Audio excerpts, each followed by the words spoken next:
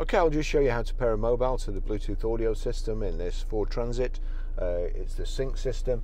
First of all, what we need to do is make sure Bluetooth is on. Then there's two ways of getting to this. The hard way, I suppose, click menu, then onto sync settings, and then BT devices, click OK, and you see there no phones paired, please add a phone.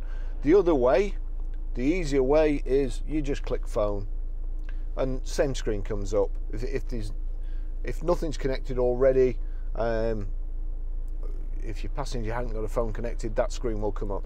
And you've got there again, you've got add at the bottom and cancel.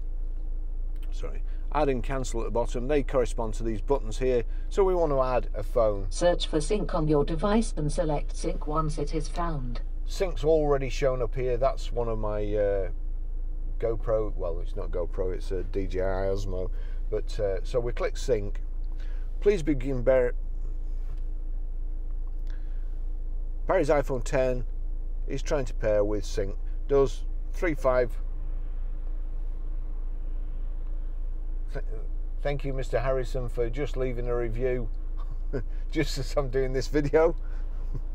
Okay, 354,931. Does it match? Yes. Pair. Allow contacts and favourites to sync.